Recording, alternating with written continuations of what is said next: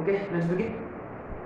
अच्छा तो लोकस पे हमने कई क्वेश्चन सॉल्व कर चुके हैं already. How to find equation of locus है ना, वो उस पर हमने बात किया है।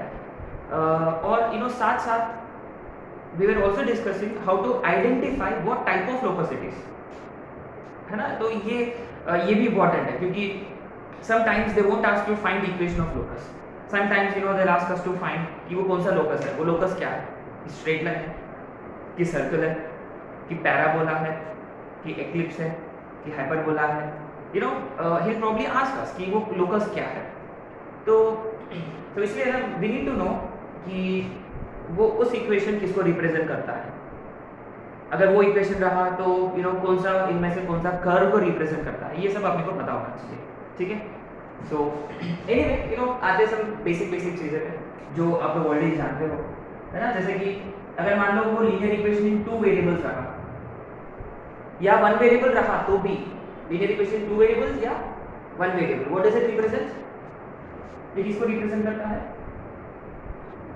Straight line, simple. I mean this is something which is known to us. इसमें यूनिक कौन से लाइंस है? अगर मान लो x h या y k रहा, those are lines parallel to y axis, parallel to x axis. This is something which is known to us.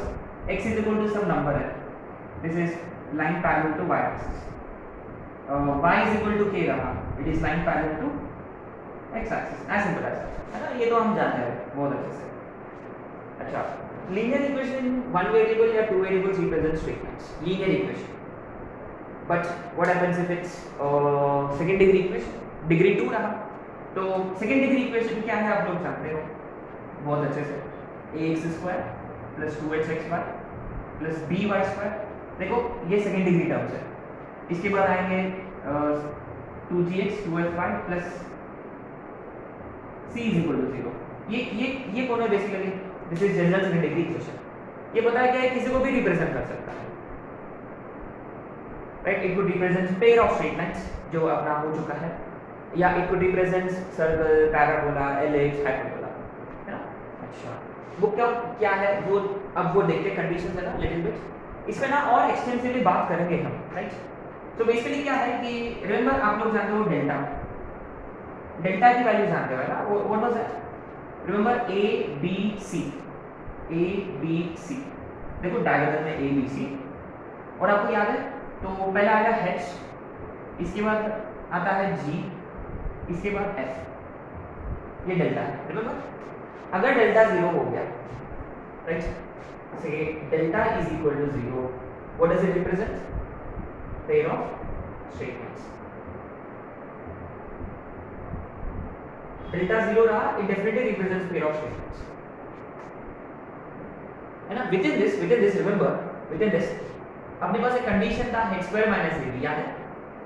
h² - ab tells us nature of the lines, remember this gives us nature of the lines। h² - ab यदि greater than 0 होता, the pair of lines are distinct, remember। h² - ab equal to 0 होता, lines are coincident, remember। और h² - ab less than 0 रहा, this is exactly this follows d greater than 0, d equal to 0, d less than 0, isn't it? अच्छा, less than 0 के लिए remember वो real lines नहीं है। We used to say those are not real, मैंने simply imaginary lines।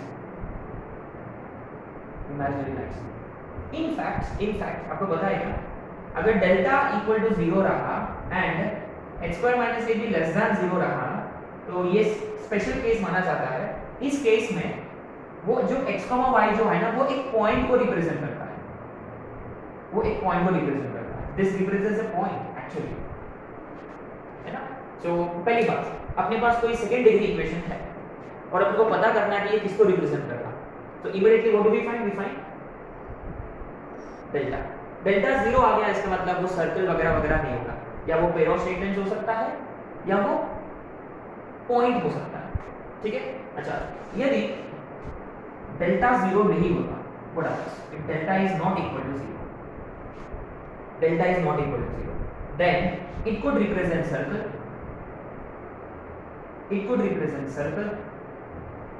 right, or it could represent क्या बोला, or it could represent ellipse or it could represent hyperbola, है ना? अच्छा, एंड रिमेंबर ये पेयर ऑफ स्ट्रेट लाइंस में ना, इसका मतलब आप उसको फैक्टराइज कर सकते हो पेयर ऑफ स्ट्रेट लाइंस को, राइट? कुछ छोटे मोटे एग्जांपल्स हमने किया है, x y 0, है ना, x y 0 x 0 y 0, है ना? तो अगर वो पेयर ऑफ स्ट्रेट लाइंस होता है ना, हम उसको फैक्टराइज कर सकते हैं। कभी कभी अपने को वो काम आ जाएगा, वो फैक्टराइज वाला, फैक्टराइज कैसे करना है वगैरह वगैरह हम ऑलरेडी कर चुके हैं। एनीवे इस पे बात करें पेयर ऑफ स्ट्रेट लाइंस, ठीक है? अच्छा, अगर वो सर्कल होता, सर्कल कब होगा वो हम ऑलरेडी बात कर चुके हैं ना रिसेंटली। रिमेंबर इसमें h वाला टर्म नहीं होना चाहिए। First and foremost h is equal to 0, h shouldn't be there, and x square का कोएफिशिएंट y square का coefficient should be equal and a should be equal to b। ये already हम we kind of more or less discussed this कि h वाला term माने xy वाला term नहीं है और x square और y square का कोएफिशिएंट सेम है, तो वो सर्कल हो जाएगा, ठीक है? अच्छा, तो फिर पैराबोला, एलिप्स और हाइपरबोला के लिए ना again will go back to h square minus ab। अगर h square minus ab less than 0 होता, it represents ellipse. h square minus ab greater than 0 होता, इट रिप्रेजेंट्स हाइपरबोला। और h square minus ab equal to 0 होता, it represents parabola, है ना? अच्छा, equality वाला parabola, less than वाला ellipse और ग्रेटर देन वाला हाइपरबोला, हाइपर ज्यादा, कम एलिप्स, इक्वल टू 0 पैराबोला, ठीक है? ये जो छोटे मोटे चीजें हैं, मैंने ये हम बाद में भी करेंगे, लेकिन क्या है कि अगर अभी से करेंगे ना आपको रजिस्टर हो जाएगा थोड़ा बहुत, राइट? तो this is how we identify. अच्छा, ये एक और केस है, समटाइम्स यू आल्सो से कि इट इज एम्प्टी सेट, कुछ नहीं, nothing, it is nothing, but ये यूजलेस है। We don't mostly discuss about this, we are mostly interested in this things. But remember साथ में ये करते वक्त साथ में हमने उसके इक्वेशन भी डिस्कस किया था, रिमेंबर? जैसे कि हाइपरबोला का इक्वेशन कैसे दिखता है, x square by a square minus y square by b square is equal to 1, remember? और एलिप्स के लिए क्या था,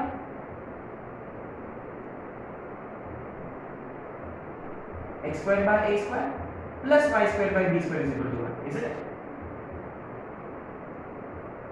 Parabola, there are four equations for parabola, right, left, ऊपर, नीचे। तो राइट साइड वाला y square is equal to 4x, है ना? और पैराबोला के बारे में बात करेंगे हम। और सर्कल का इक्वेशन क्या था, एक तो था x square plus y square is equal to r square, और बहुत सारे इक्वेशंस थे सर्कल्स के ना, लेकिन ये बेसिक स्टैंडर्ड इक्वेशन माना जाता है ना, स्टैंडर्ड सर्कल जिसका सेंटर ओरिजिन पे है और रेडियस आर है, ठीक है? सो एनीवे इस पे हम क्वेश्चंस वगैरह करेंगे, लेकिन कब करेंगे ये सर्कल के बाद, स्ट्रेट लाइंस और सर्कल्स के बाद। पैराबोला के वक्त हम वापस इस पे आएंगे, ठीक है? So what are we going to do now? तो ये है कहानी, बेसिक कहानी है ना। अपने पास कोई सेकंड डिग्री इक्वेशन है तो we should be in a position to identify what curve it is. अगर वो स्टैंडर्ड में है ना तो आपको तुरंत समझ में आ जाएगा, जैसे कि ये दिखा देखो, से if you deal with standard, ये जनरल है ना, जनरल सेकंड डिग्री इक्वेशन। अच्छा, ये जनरल है, मुझे पता नहीं चलता यार ये क्या है, लेकिन ये स्टैंडर्ड है ना, दीस आर स्टैंडर्ड, माने ये दिखा तो इमीडिएटली स्ट्राइक होता है आपको, है ना?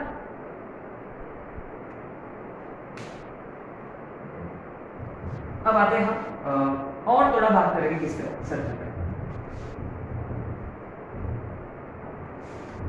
माने given equation of circle we should be able to find its centre and radius, ये इंपॉर्टेंट है आपके लिए, ठीक है? अच्छा, आते हैं सर्कल पे। We are not looking at pair of segments क्योंकि ऑलरेडी इतना जो था वो सफिशिएंट है, बोर्ड्स में हो चुका है, ठीक है? सर्कल पे तो फर्स्ट थिंग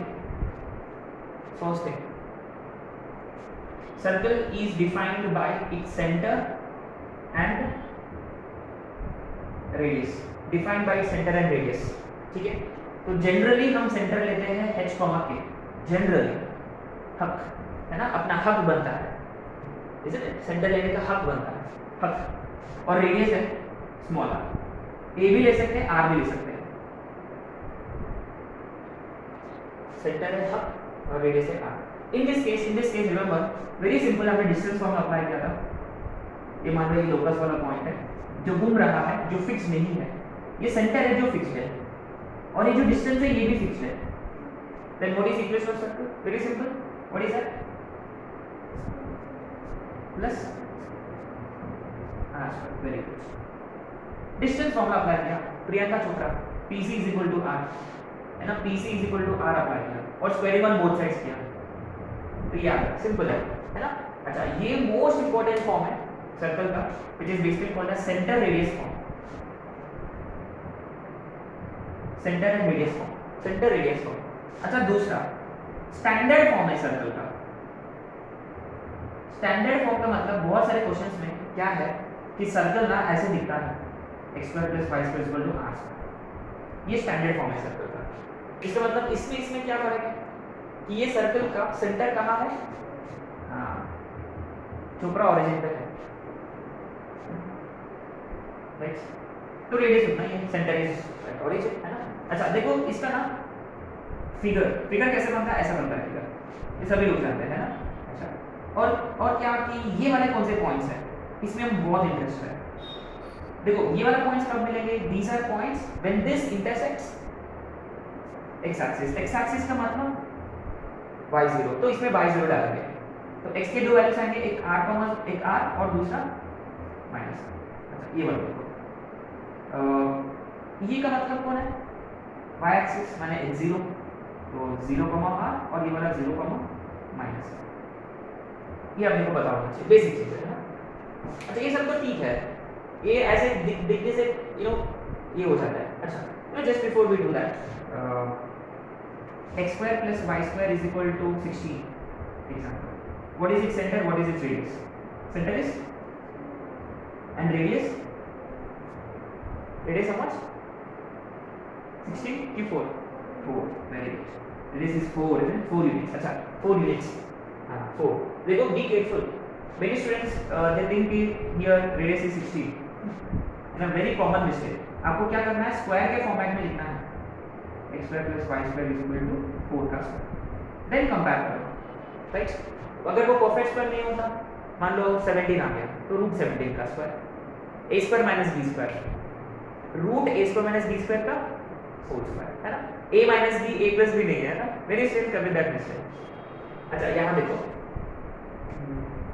x माइनस 2 का whole square plus y plus 3 का whole square is equal to 25।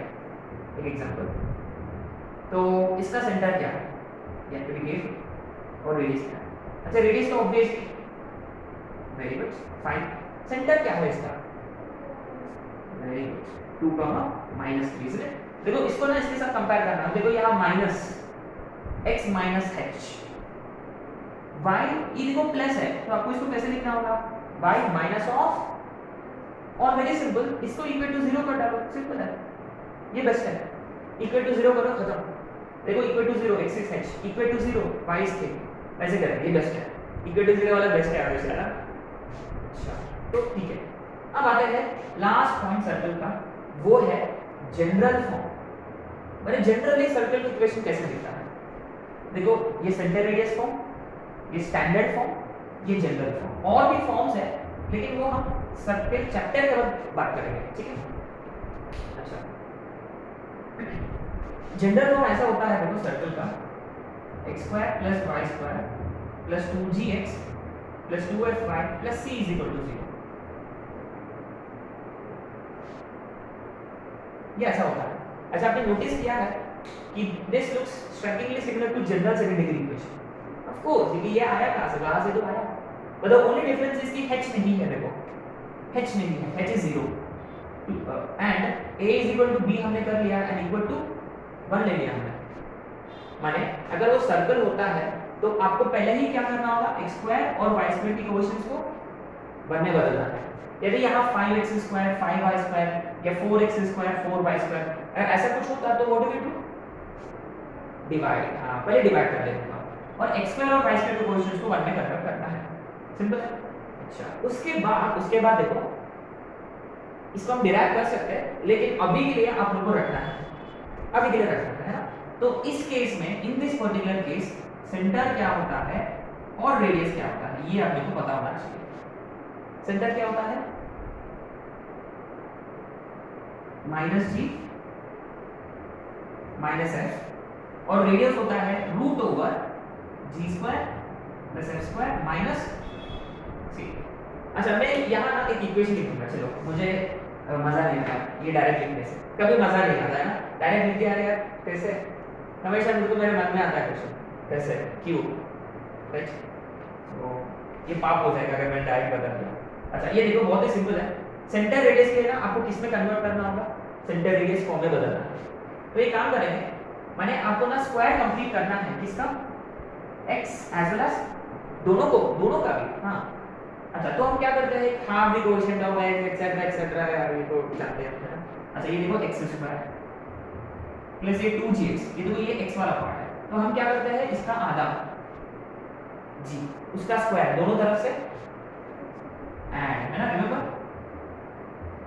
देखो ये वाला, देखो x अब खुश हो गया। अब आते हैं y पे, y स्क्वायर और कौन है उसका, उसके लिए 2f प्लस y का कोएफिशिएंट का आधा f, उसका स्क्वायर। अब देखो दोनों तरफ से ऐड करना पड़ेगा, माने g स्क्वायर ऐड करना होगा और h स्क्वायर भी ऐड करना होगा। तो ये तो स्क्वायर कंप्लीट हो गया, लेकिन बेचारा देखो c ऐड करेगा, तो एक काम करें, उसको उधर की तरफ उधर चिपकाए उसको। अब ये स्क्वायर कंप्लीट हुआ, x प्लस g का होल स्क्वायर, इसका भी स्क्वायर कंप्लीट होगा, देखो y प्लस f का होल स्क्वायर।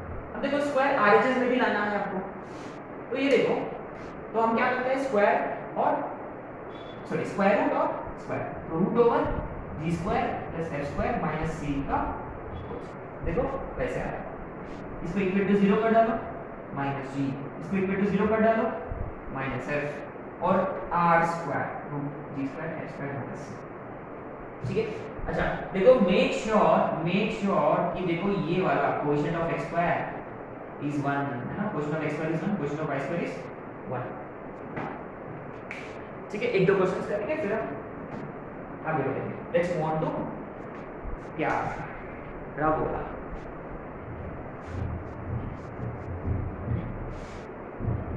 क्योंकि क्या है कि अगर वो इक्वेशन ऑफ लोकस पूछा, माने हम इक्वेशन निकालेंगे और छोड़ देंगे, लेकिन अगर वो पूछा कि कौन सा टाइप ऑफ लोकस है, उसका सेंटर क्या है, उसका रेडियस क्या है, ये सब पूछा जाता है, तो अपने को पता होना चाहिए ना, थोड़ा कंप्लीट फीलिंग आएगी, कंप्लीटनेस। दो क्वेश्चन, ये होगा अपना third question.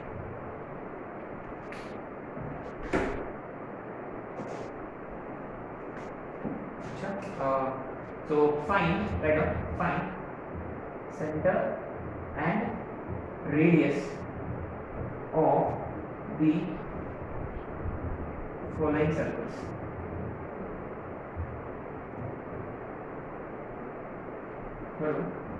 x square plus y square minus 6x plus 8y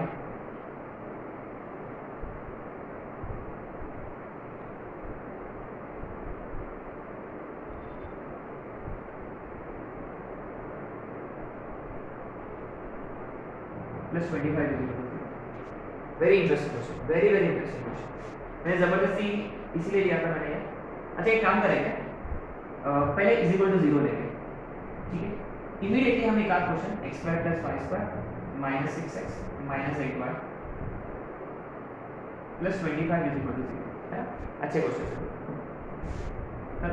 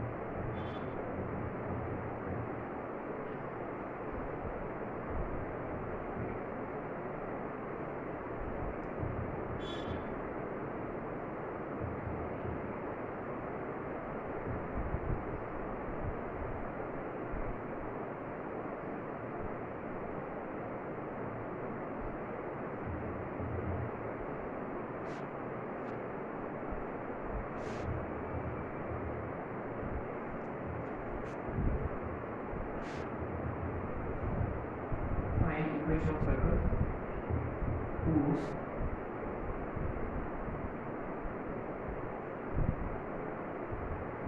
center is 1, 2 and radius is 2 units.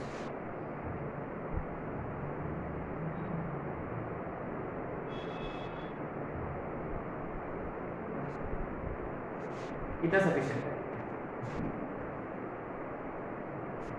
Again question number 3.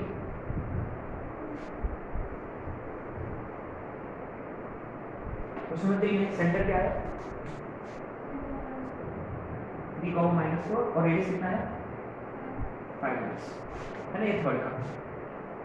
अच्छा, फोर्थ का सेंटर वही रहेगा क्योंकि मैंने सेम इक्वेशन कंसीडर किया. लेकिन इसका रेडियस कितना है? What does it mean? हाँ, ये सर्कल है जिसका रेडियस 0 है. Then it is very good. It is actually called as point circle. Very interesting. Very interesting. Point circle होता है. हाँ, point एक सर्कल ही होता है ना. सर्कल दिख रहा है. देखो सर्कल दिख रहा है. हाँ.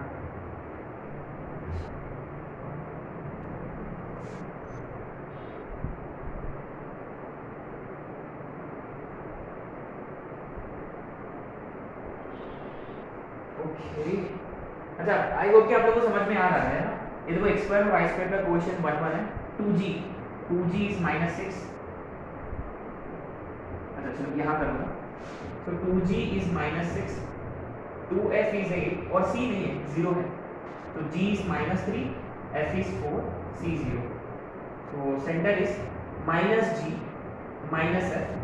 Radius is √g square plus f square minus 0. तो √25 r is. अच्छा, एक और इंटरेस्टिंग चीज कि ये हमने पहले भी बात कर चुके हैं कि इसमें कांस्टेंट टर्म नहीं है. What does it mean? Constant term नहीं होता तो इसका मतलब ये सर्कल ओरिजिन से पास करेगा. कोई भी लीनियर इक्वेशन या क्वाड्रेटिक इक्वेशन, कोई भी ये हो जाए, कोई भी अलजेब्रिक इक्वेशन हो जाए, अगर उसमें कांस्टेंट टर्म नहीं होता माने ओरिजिन सेटिस्फाई करेगा. अच्छा, इसमें क्या है? इसमें C25 है. इसमें देखो C25 है. तो R is √9 + 16 - 20. तो R 0. अच्छा, what about question number 5? Question number 5 थोड़ा सा अलग है. तो कैन आई से कि 2g is 4? Can I say that? नहीं. आपको पहले क्या करना होगा? x स्क्वायर y स्क्वायर के कोएफिशिएंट्स को 1 में. And how do we do that? Yes, 4 से डिवाइड करेंगे तो क्या आएगा? x square plus y square plus x minus 3y minus 6/4 minus 3/2 is equal to 0. Right. अच्छा, तो अब देखो 2g कितना है? 2g है 1, 2f है -3 और c है -3/2. तो सेंटर क्या होता है? g is 1/2, f is -3/2. तो सेंटर इज -g -f. सही है. और रेडियस कितना होगा? √g स्क्वायर प्लस इसका square, be careful, 9/4 minus c plus 3/2 होगा ये. तो r is √. How much would this be? 2 से मल्टीप्लाई डिवाइड किया तो नीचे में 4, 9 + 1 10, 16. तो √4 व्हिच इज. ठीक है. So interesting question. अच्छा, क्वेश्चन नंबर 6 सिंपल है. आपके पास ऑलरेडी सेंटर है, हक, और रेडियस भी है. तो क्या फॉर्मूला लगेगा? x माइनस h का whole square plus y plus 2 का whole square is equal to 2 का स्क्वायर. अच्छा, जनरली क्या है कि this wouldn't be a final answer. इसको आपको ना सिंपलीफाई करना होगा. इसको सिंपलीफाई करके जनरल फॉर्मेट में लिखना होगा. कैसे? देखते हैं. इसको मैं डायरेक्ट लिखूंगा. यहाँ से x स्क्वायर आएगा और दूसरा ब्रैकेट से आएगा y स्क्वायर, और ये वाला ब्रैकेट में -2x और वो वाला ब्रैकेट में +4 का y +1 + 4 इज इक्वल टू 4. 4 4 कटेगा तो बचेगा 1 इज इक्वल टू. ठीक है. तो x स्क्वायर y स्क्वायर का कोएफिशिएंट सेम है और h नहीं है, इसका मतलब वो सर्कल बनेगा. नाउ इसी पे in a position to find center radius of any circle, ठीक है, बस इतना सफिशिएंट है सर्कल के लिए, ठीक है। अब आते हैं नेक्स्ट कोडिंग सेक्शंस पे विच इज वो बाकी के तीन पैराबोला, एलिप्स और हाइपरबोला।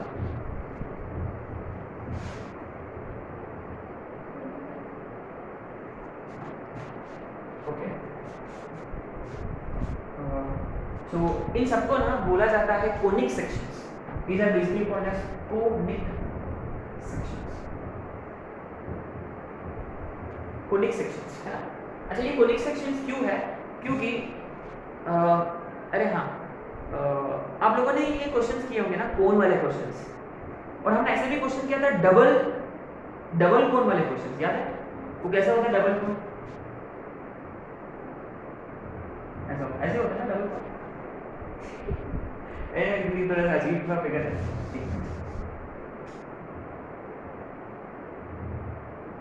हाँ, ये बेटर है, ये बेटर है ना।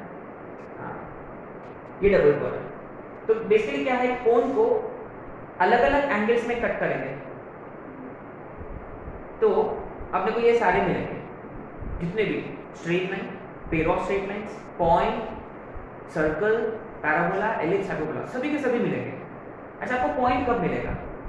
आप कहाँ से कट करोगे? एकदम बीच में, देखो ये वाला पॉइंट है ना, इसको हम बोलते हैं वर्टेक्स। वहां से कट किया तो एक ही पॉइंट मिलता है। अरे यार, अच्छा, पेयर ऑफ स्ट्रेट लाइंस कब मिलेंगे?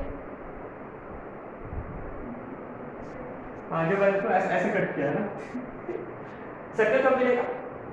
एकदम देख, अच्छा इसको हम बोलते हैं बेस, ये वाला अच्छा, इसका बेस सर्कल जैसे दिखता है, टॉप और बेस। अगर आप एक ऐसा प्लेन में कट करोगे पैरेलल टू बेस से, तो आपको ना सर्कल मिलेगा, ठीक है। अच्छा, अगर आप कोई स्लैंट में कट करोगे ऐसा, एलिप्स मिलेगा, है ना, एक ऐसा फिगर बनता है, एलिप्स मिलेगा अगर आप ऐसे कट करोगे। तो बेसिकली क्या है कि अलग अलग एंगल्स में इसको कट करोगे डबल कोन को, आपको ना अलग अलग कोनिक सेक्शन मिलेंगे, सॉरी अलग अलग फिगर्स बनेंगे, namely point, straight line, pair of straight lines, circle, parabola, ellipse, hyperbola. इसीलिए अच्छा, इसको कोन को कट करने से मिला है, इसलिए हम इसको बोलते हैं कोनिक सेक्शन। सेक्शन मिलते आपको बायो में था ना, वो ट्रांसफर सेक्शन, पता नहीं वो सब क्या था ना, कट करके अंदर कैसे दिखता है, वो सब आप लोग कर चुके हैं। तो सेम फंडा है ऑल्सो, तो इसलिए इसको हमने नाम दिया है कोनिक सेक्शंस। लेकिन कोनिक सेक्शन में हम तीनों इस पे फोकस करते हैं, पैराबोला, एलिप्स, हाइपरबोला।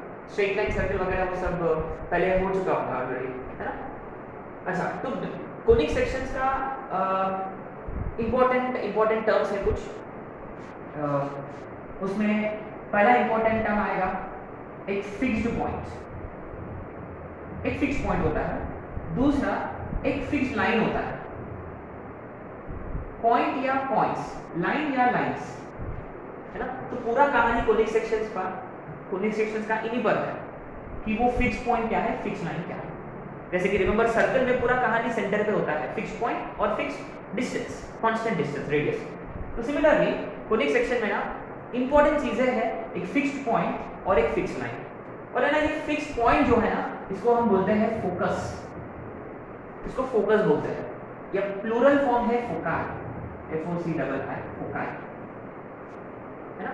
अच्छा, ये जो फिक्स लाइन है ना, इसको हमने नाम दिया है डायरेक्ट्रिक्स, डायरेक्ट्रिक्स, है ना, डायरेक्ट्रिक्स। या प्लूरल फॉर्म क्या है इसका? डायरेक्ट्रिसेस, TRICES, डायरेक्ट्रिसेस, है ना। अच्छा, तो बेसिकली क्या है कि ये जो फोकस है ना, इसको हम डिनोट करते हैं by small s, by point s हम फिक्स करेंगे ना। s तो वैसे है जैसे कि सेंटर ऑफ सर्कल C है, लोकस वाला पॉइंट है P, लोकस वाला पॉइंट हमेशा P होता है, लोकस वाला हमेशा P। और यहाँ क्या है कि फिक्स्ड पॉइंट है s, और हाँ, अरे हाँ, s तो सर्कमसेंटर, लेकिन अभी देखो सर्कमसेंटर का कहानी हो गया। अच्छा, एनीवे, डायरेक्ट्रिक्स जो है ना, इसको हम डिनोट करते हैं by m = 0, m = 0। Actually m = 0 नहीं है, बट ठीक है, हम लेते हैं ऐसे, है ना। m इज इक्वल टू 0 का मतलब m एक लाइन है, ठीक है, m एक लाइन है। अच्छा रिमेंबर ये फिक्स लाइन है, ax by c 0, ठीक है।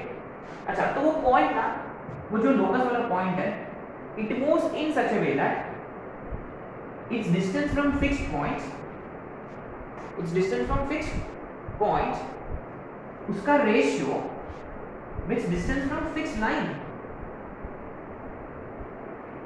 जैसे कि मान लो ये फिक्स पॉइंट है और मान लो ये फिक्स लाइन है, ठीक है, let this B fix point and this B fix line, ठीक है। तो अपना पॉइंट ऐसे मूव करेगा ताकि उसका इसका डिस्टेंस फ्रॉम s और उसका डिस्टेंस फ्रॉम n, तो ये होता है डिस्टेंस फ्रॉम n। अच्छा distance of a point from line का मतलब परपेंडिकुलर डिस्टेंस होता है ना। ये वाला देखो परपेंडिकुलर डिस्टेंस, और ये वाला देखो distance of p from s, fixed point fix line, ये फोकस, और ये फिक्स लाइन डायरेक्ट।